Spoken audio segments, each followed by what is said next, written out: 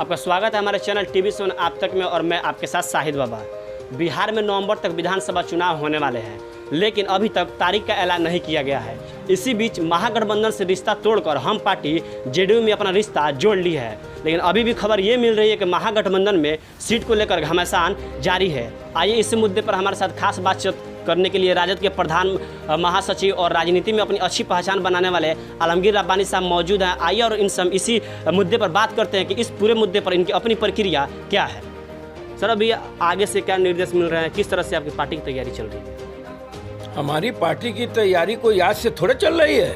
हमारी पार्टी की तैयारी पहले ही से चल रही है। हम लोग तैयार हैं चुनावी मैदान में चुनाव लड़ने के लिए।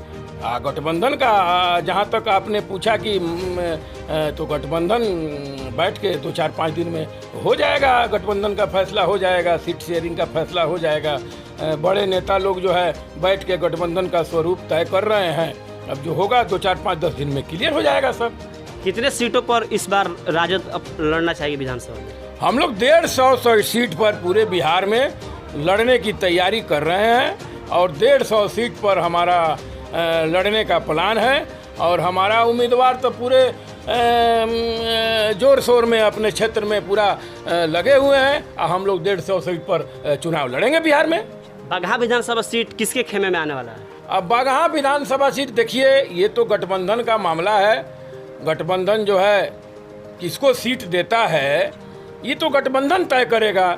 हम लोग पार्टी के कार्यकर्ता हैं, पार्टी के फैसले पर स्वागत करेंगे। पार्टी जिसको टिकट देगी गठबंधन में, जिसको टिकट देगी, हमारे गठबंधन में जितने भी घटक दल हैं उस घटक दल से जिसको भी टिकट देगी हम लोग उसका भरपूर मदद करेंगे। बगहा में जब कांग्रेस नेता ब्रजेश पांडे जी आए थे तो कांग्रेस नेता कमिश्नरी चेयरमैन के हाजी अहमद हुसैन ने अल्पसंख्यकों के लिए सवाल उठाया था कि अल्पसंख्यकों को भी ज़्यादा सीट दिया जाए, विधानसभा में उनकी भी दावेदारी की जाए। तो आप अपने पार्टी की तरफ से क्या इस तरह का कोई रणनीति बना रहे हैं कि अल्पसंख्यकों को ज़्यादा टिकट दिया जाए, उन्हें भी इसमें हिस्सा दिया जाए? बिल्कुल, आपने सही कहा। महागठबंधन को सबसे ज़्यादा कोई वोट देता है तो वो मुसलमान जाति से उसको वोट आता है। तो ये मांग जो है, ये आपने जो सवाल उठाया, ये सवाल बिल्कुल सही है। और महागठबंधन में हम लोग भी मांग किए हैं कि महागठबंधन हमारे अल्पसंख्यक सीटों की भागीदारी के लिए ज़्यादा से ज़्यादा सीट पूरे बिहार के अंदर दे, ताकि महागठबंधन जो सबसे ज़्यादा वोट देता है महागठबंधन को, उसकी भागीदारी जो है सुनिश्चित हो और उसकी भी जो है हकूक़ की बात हम लोग जो है ऊपर स्तर तक तेजस्वी यादव जी तक और महागठबंधन के और नेताओं तक इस बात को पहुंचा दिए हैं।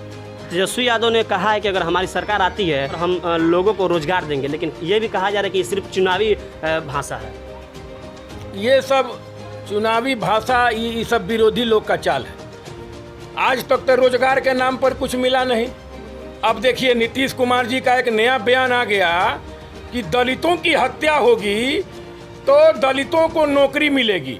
ए भाई, हत्या चाहे दलित का हो और चाहे सामान्य वर्ग में किसी का हो, हत्या जिसकी भी हो, हत्या हत्या है। और हत्या के नाम पर सिर्फ दलित जात को वोट नौकरी मिले और बाकी जिसकी हत्या हो अब उसका जो है कुछ फैसला नहीं हो, तो ये बचगाना बयान है। अब विपक्ष इस सब बात को बोलते रहता है। जहाँ तक रोजगार की बात है तो हमारे नेता तेजस्वी यादव ने कहा है कि हम रोजगार का सृजन करेंगे और बिल्कुल हम लोग उस वादे पर खरे उतरेंगे। हमारी सरकार बनेगी तो हम लोग नौजवानों को रोजगार देने का पूरा काम करेंगे। नीतीश कुमार ने जो दलितों पर बात की है, तो क्या ये राजनीति है?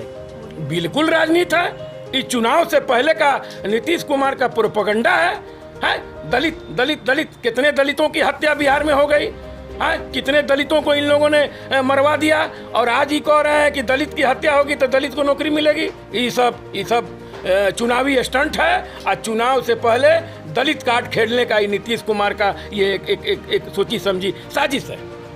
सुशील कुमार मोदी का एक ट्वीट सामने आया जिसमें उन्होंने बोल रहे हैं कि लालू प्रसाद की पार्टी चंद्र दलित पिछड़ लोगों को शोरूम में बैठा कर चुनाव नहीं जीत सकती, इस पर आपकी क्या प्रतिक्रिया? सुशील कुमार मोदी क्या बोलेंगे? सुशील कुमार मोदी तो नीतीश कुमार के पिछलग्गू हैं। सुशील कुमार मोदी का अपना कोई ई थोड़े है, वो नीतीश कुमार जैसे बोलते हैं वैसे ही सुशील कुमार मोदी बोलते हैं। हम लोग सुशील कुमार मोदी को कोई बहुत ज़्यादा अहमियत नहीं देते। इस बार बिहार के विधानसभा चुनाव में आप लोग का अहम मुद्दा क्या है?